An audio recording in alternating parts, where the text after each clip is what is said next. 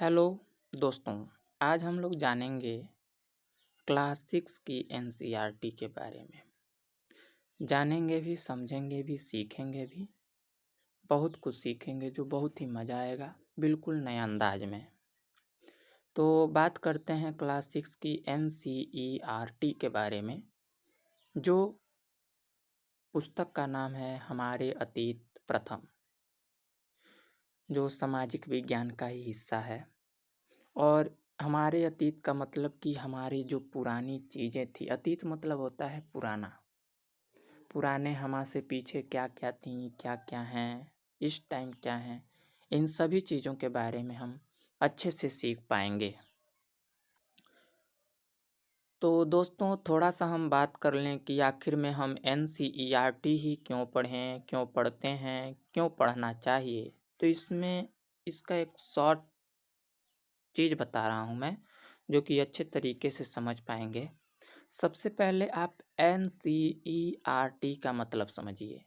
NCERT का full name होता है national council of educational research and training, यानी राष्ट्रीय शैक्षिक अनुसंधान और प्रशिक्षण परिषद। यानी कि जो दोस्तों ये प्लेटफॉर्म है ना एनसीईआरटी, जो ये संस्था है, जो ये परिषद है, जो ट्रेनिंग देती है शिक्षकों को या सभी लोगों को। इसमें क्या होते हैं, बहुत बड़े बड़े रिसर्चर्स होते हैं, यानी कि प्रोफेसर्स होते हैं अनेक विश्वविद्यालयों के। उनकी सभी लोगों की थॉट इस पुस्तक में सम्मिलित होती है। जैसे कि इस क्लास 6 की एनसीईआरटी है, इसको करीब 15 से 20 लेखकों ने मिलकर इसे लिखा होगा। अब 15 से 20 लेखकों की थॉट अलग-अलग होगी और उनके थॉट को मिलाकर के मात्र लगभग 130 या के लमसम में पेज में लिखा गया होगा। अब उन लोगों की थॉट अलग-अलग होगी, उन सभी थॉटों को मिलाकर के इस सोच में निकाला गया और इसमें डाला गया। तो समझिए यह क्या होगी, बहुत महत्वपूर्ण होगी, क्योंकि इसमें 1 और 2 लेखक नहीं हैं। वह भी जितने भी हैं, वह सब प्रोफेसर हैं। कोई अलग किसी पद पे है, कोई किसी पद पे है, उन सभी लोगों की सोच इसमें सम्मिलित है। इसीलिए एनसीईआरटी महत्वपूर्ण हो जाती है। दोस्तों हम सोच रहे हैं कि इस पुस्तक को जानने से पहले हम थोड़ा-सा उद्देशिका को सरसरी निगाहों से पढ़ लें। क्योंकि इस उद्देशिका को पढ़ने के बाद हमारा दिल और दिमाग स्थिर हो जाता है, क्योंकि जब इसे पढ़ेंगे तो आप तुरंत अतीत में चले जाएँगे। आप आज़मा कर भी देख सकते हैं। चलिए हम हमारे साथ ही आप लोग भी दोहराइए कि हम भारत के लोग भारत को एक संपूर्ण प्रभुत्व संपन्न समाजवादी पंथ निरपेक्ष लोकतंत्रात्मक गणराज्य बनाने के लिए तथा उसके समस्त नागरिकों को सामाजिक, आर्थिक और राजनैतिक न्याय, विचार, अभिव्यक्ति, विश्वास, धर्म और उपासना की स्वतंत्रता, प्रतिष्ठा और अवसर की समता प्राप्त कराने के लिए तथा उन सब में व्यक्ति की गरिमा और राष्ट्र की एकता और अखंडता को सुनिश्चित करने वाली बंधुता बढ़ाने के लिए दृढ़ संकल्प होकर अपनी इस संविधान सभा में आज तारीख 26 नवंबर 1949 ईस्वी को एतद द्वारा इस संविधान को अंगीकृत, अधिनियमित और आत्मार्पित करते हैं। तो दोस्तों जब हम लोग यह उद्देशिका पढ़ें तो हमारे अंदर एक जिम्मेदारी नाम की चीज़ आई होगी कि हमारी जिम्मेदारी है कि हम क्या करें, यहाँ की जो लोकतंत्रात्मक गणराज्य है उसको बनाए रखें। समस्त नागरिकों को, यहाँ पे जितने भी लोग हैं, सामाजिक, आर्थिक और राजनीतिक न्याय दिलाएं, ताकि सभी लोगों का विचार, अभिव्यक्ति, विश्वास, धर्म और उपासना की स्वतंत्रता मिल सके, प्रतिष्ठा और अवसर की समता प्राप्त हो सके, जो राष्ट्र की एकता है और अखंडता है वह बनी रहे, लोगों के अंदर भाईचारा बने, बंधुता बढ़े, समता, स्वतंत्रता, समानता की भावना आए। तो सोचिए एक जिम्मेदारी मिल रही है ना। और फिर जब ये लाइन पढ़ते हैं कि दृढ़ संकल्प होकर अपनी इस संविधान सभा में, यानी कि आप आज से तुरंत उतना पीछे चले गए 1949 में, आपके सामने वैसी फिगरें बनने लगेंगी यदि आप मूवीज देखे हैं, नहीं तो जब अध्ययन किए हैं तब। यदि नहीं बन रही हैं वैसी फिगर तो आप अध्ययन करिए, निश्चित ही बनेगा। तो चलिए अपने टॉपिक पे चलते हैं कि हम इतिहास क्यों पढ़ें। क्यों पढ़ें हम इतिहास? क्योंकि इतिहास का ही टॉपिक, इतिहास का ही विषय क्लास 6 की चालू होने वाली है, यानी चल रही है। तो इस लेख में आप जान पाएंगे कि हमें इतिहास क्यों पढ़ना है। आपके अंदर एक इंटरेस्ट जगेगा। जैसे कि कोई भी मूवीज देखते हैं हम लोग, तो क्या होता है, हमें मतलब शुरू में टेलर दिखाया जाता है, ठीक है।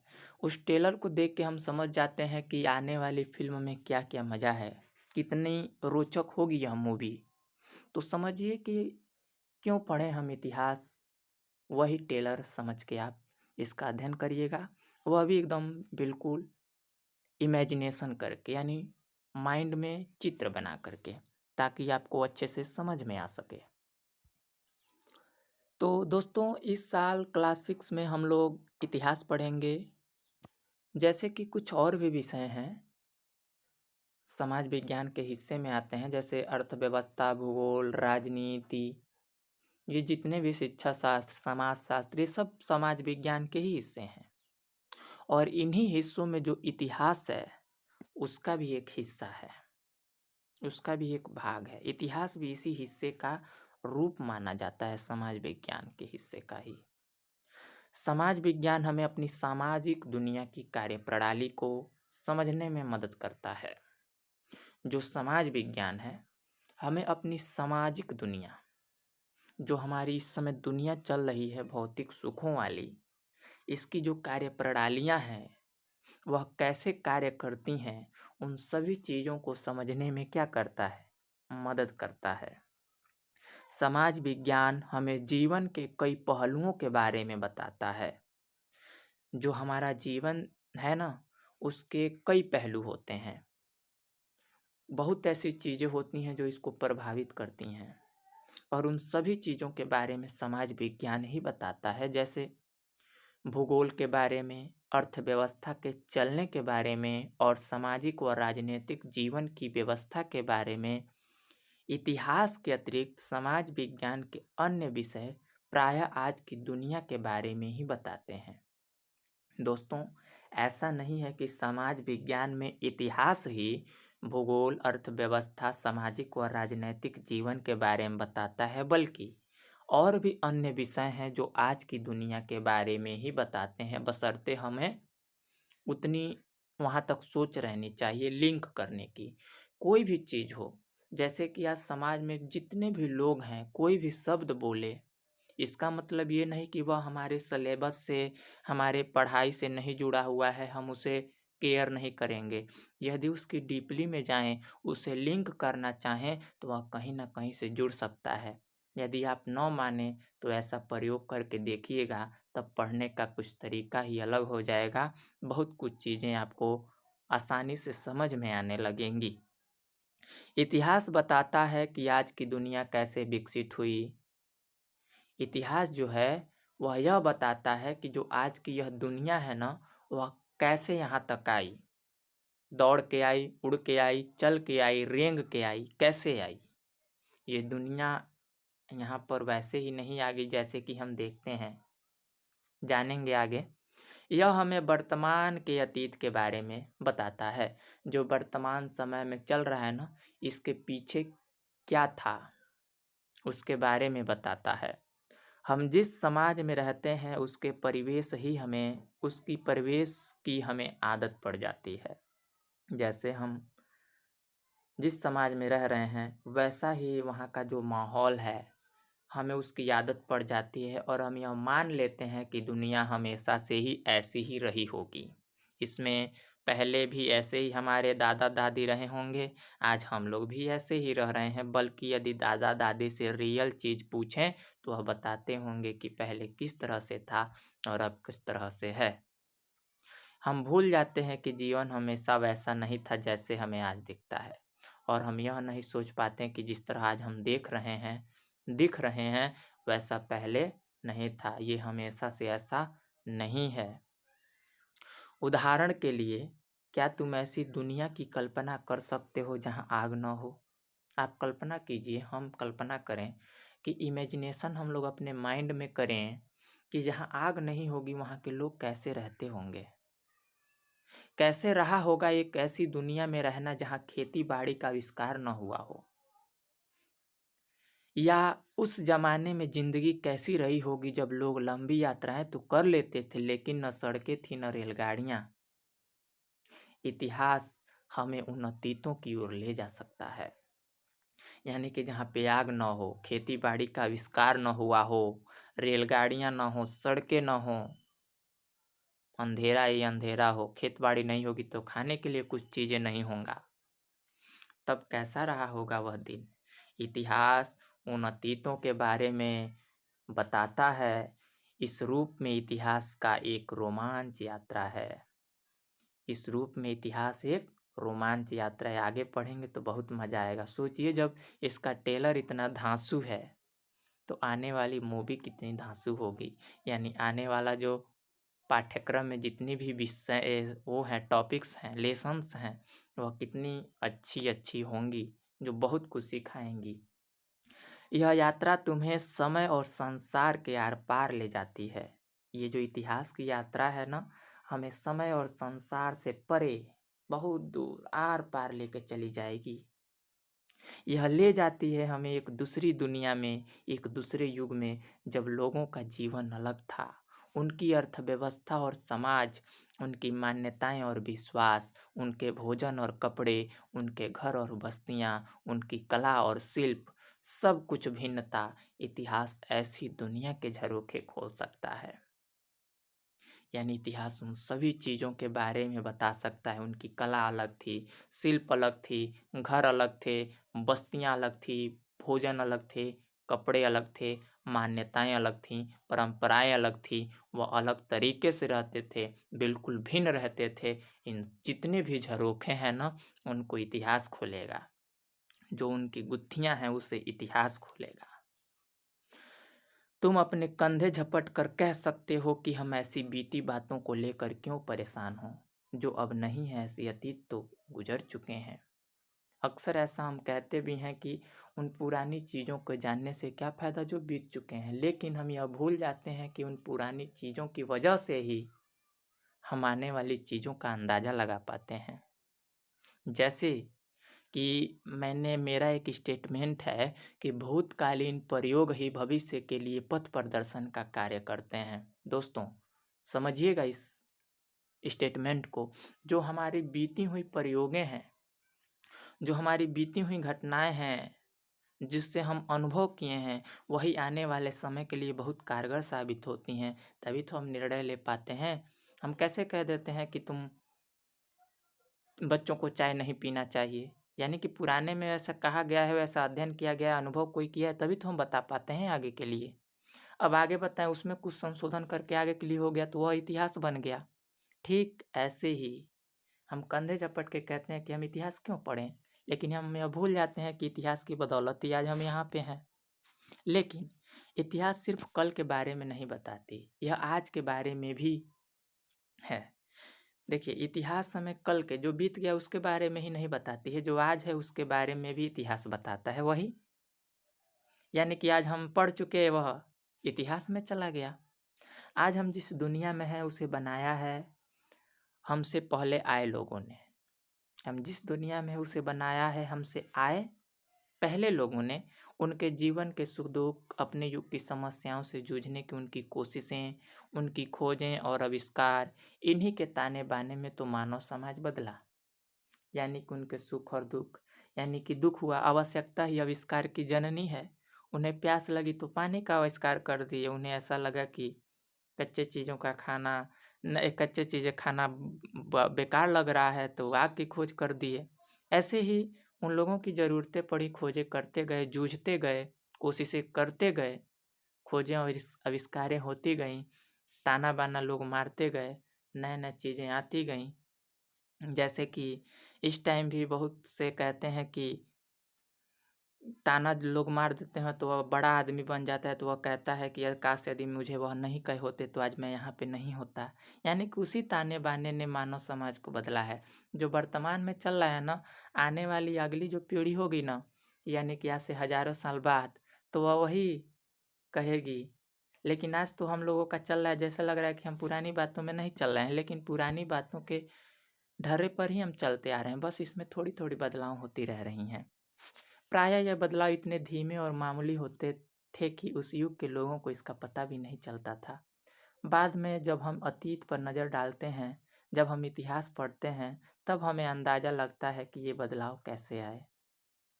ये जो बदलाव है ना, ये बहुत धीमे-धीमे होते हैं, हमें पता नहीं चलता है कि हम बीतते जा रहे हैं। हम क्या होते हैं, उम्र हमारी बढ़ती जाती है, 21 साल, 22 साल, 23 साल, इस तरह होते जाते हैं और लास्ट में हो के मर जाते हैं। लेकिन जो आने वाली पीढ़ी है वह नज़र डालती है तो वह मेरे दादाजी 70 साल जिए थे, इतिहास बन गया। तभी हम लंबे अंतराल में धीमे-धीमे होने वाले परिवर्तनों का असर देख पाते हैं। इतिहास पढ़कर यह समझ पाते हैं कि आधुनिक दुनिया अनेक सदियों से हो रहे बदलावों का परिणाम है। जो आधुनिक दुनिया है, वह बहुत इधर से उधर लुढ़की हुई है, लुढ़कते-लुढ़कते तब आज यहाँ पे आई है। फिर यहाँ से लुढ़कते-लुढ़कते फिर आगे जाएगी। यानी कि बहुत सी इसमें बदलाव हुए हैं, तब उसी का यह जो आधुनिक दुनिया है परिणाम है। और दोस्तों, इस साल जो हम यह इतिहास की पुस्तक पढ़ेंगे ना, वह हमें सबसे प्राचीन अतीतों की ओर ले जाएगी, सबसे प्राचीन। बहुत मज़ा आएगा पढ़ने में। अगले 2 वर्षों में तुम्हारी ये यात्रा बाद के कालखंडों से गुजरेगी।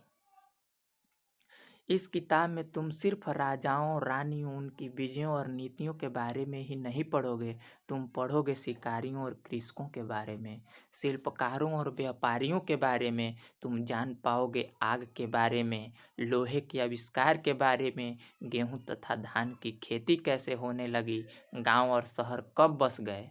अब देखिए, गांव जो आज हम रह रहे हैं, जो शहर में रह रहे हैं, वो कैसे बसे, लोहे का आविष्कार कैसे हुआ, शिल्पकारी व्यापारी कैसे बन गए, शिकारी कैसे बन गए, कृषक कैसे बन गए, हम पशुओं को कैसे पालने लगे, पशुपालक कैसे बन गए, हम क्यों घूमते थे, आज भी घूमते हैं, क्यों? एक जगह से दूसरे जगह जाते हैं कमाने के लिए, पेट भरने के लिए, पहले भी लोग जाते थे, आखिर दोनों में तो कुछ ना कुछ लिंक तो है, उन सभी चीज़ों के बारे में जान गए। तीर्थयात्री और संतों, इमारतों तथा चित्रों, धर्मों और विश्वासों के बारे में भी तुम पढ़ोगे, हम सभी पढ़ेंगे। तीर्थयात्री के बारे में, संत के बारे में, इमारतों के बारे में, चित्रों के बारे में, धर्मों के बारे में, विश्वासों के बारे में, परंपराओं के बारे में, प्रथाओं के बारे में, इन सब चीज़ों के बारे में हम जान पाएंगे। तुम पाओगे कि इतिहास सिर्फ महान लोगों की जीवनी नहीं है, इतिहास सामान्य स्त्री पुरुषों और बच्चों के जीवन और क्रियाकलापों के बारे में भी है। इतिहास सिर्फ राजनीतिक घटनाओं के विषय में नहीं है, बल्कि वह समाज में हो रही हर चीज के बारे में है। हम ऐसा मान लेते हैं कि इतिहास सिर्फ राजा और रानियों के बारे में लिखा जाता है, जो महान लोग होते हैं उनके बारे में इतिहास लिखा जाता है, लेकिन इतिहास का मतलब ये नहीं है। या मान लेते हैं कि राजनीतिक जो घटनाएं होती हैं उसको इतिहास में लिखा जाता है, लेकिन ऐसा भी नहीं है, बल्कि समाज में हर जो क्रियाएं हो रही हैं, हर चीज़ों के बारे में लिखा जाता है। वही शुरू में कहा गया था कि समाज की कार्य प्रणाली के बारे में हमें समझाता है, क्या समाज विज्ञान, इतिहास या अन्य विषय। इस पुस्तक में तुम्हें यह समझने में मदद मिलेगी कि इतिहासकारों को अतीत के बारे में कैसे पता चलता है। यानी कि एक हमारे मन में सवाल आ रहा होगा कि हम कैसे जान पाते हैं कि पहले के लोग कृषक थे, आज भी कृषक हैं, पशुपालक आज भी हैं, लेकिन पहले के लोग घुमक्कड़ी जीवन बिताते थे। यानी कि बहुत कुछ चीज़ों के बारे में हम कैसे जान ला जाते हैं कि पहले के लोग ऐसे होते थे। कुछ-कुछ जासूसों की तरह इतिहासकार पुराने ज़माने में रहने वालों द्वारा छोड़े गए सुरागों और चिन्हों का अध्ययन करते हैं। अतीत का हर अवशेष, पत्थर के औजार, पौधों के अवशेष, हड्डियाँ, लिखित सामग्री और चित्र, आभूषण और उपकरण, अभिलेख और सिक्के, इमारतें और मूर्तियाँ, बर्तन हमें पुराने ज़माने के बारे में बता सकता है। क्या-क्या बता सकता है पुराने ज़माने के बारे में? और इतिहासकार भी कैसे पता करते हैं? सिक्कों को देखकर, बर्तनों को देखकर, इमारतों को देखकर, मूर्तियों को देखकर, अभिलेखों को देखकर, आभूषण को देखकर, उपकरण को देखकर, चित्रों को देखकर, लिखित सामग्रियों को देखकर, हड्डियों को देखकर, पौधों के अवशेष देखकर, औजार औजार देखकर, पत्थर देखकर। और जो इतिहासकार होते हैं और पुरातत्वविद होते हैं, इन स्रोतों का अध्ययन कर इन्हें समझने की कोशिश करते हैं। इस किताब में ऐसे कई स्रोत दिखाए जाएंगे और साथ-साथ तुम यह भी पता कर पाओगे कि इतिहासकार इनका मूल्यांकन कैसे करते हैं। लेकिन इतिहास का अध्ययन हम सिर्फ अतीत को समझने के लिए नहीं करते। इतिहास हमें कुछ योग्यताएं और कौशल विकसित करने में भी मदद करता है।